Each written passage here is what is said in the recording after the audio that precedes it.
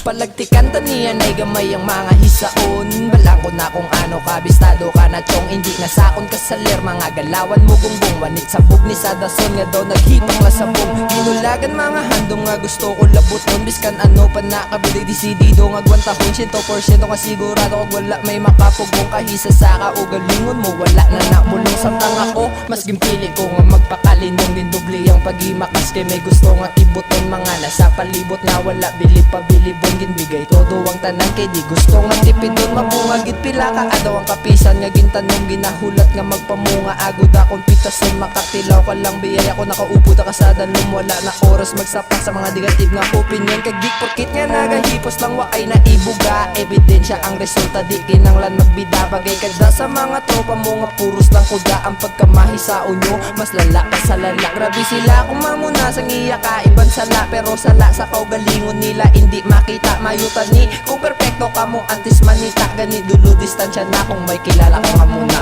Wala na kami labot sa kuda lang nga kuda. Di kami po bantayi, bantayi ang imuda. Wala na kami labot sa kuda lang nga kuda. Di kami po bantayi, bantayi ang imuda.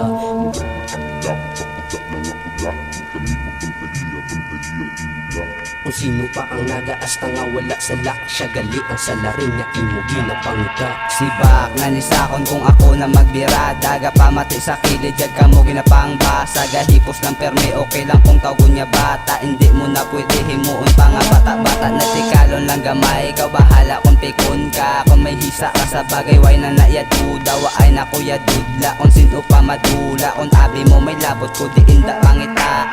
Ako ya perme lang sanay isang tawhay kung magwa sa balay nga waay na away sa layo nga lugar nga way singgitan ay pahuway lang gamay kag magsindi anay gahinog na kauhilaw ya galutaw sa do sa bawba labutaw nga suyaon pa sumbagon kag lagyuhan ka sunlugon ka payaon sta maglaoy ka nagahits lang puro headshot sa kon click bang puro wasag ang sa safe spot mga letra nga ginamo ay sa rib shack pagtapos uniso karekta ko dayon sa safe house ginalabo ko na ang kahoy nga gusto ko masibak bahala na mapaos para di na ko mastoryahan tapos na ni sa sakon kay hindi na ni sa kaluwa sipos ka na lang dayon kay hindi ka na lang magsabat. Wala na kami labot sa kuda lang nga kuda. Di kami po bantayi, bantayi ang imuda. Wala na kami labot sa kuda lang nga kuda. Di kami po bantayi, bantayi ang imuda.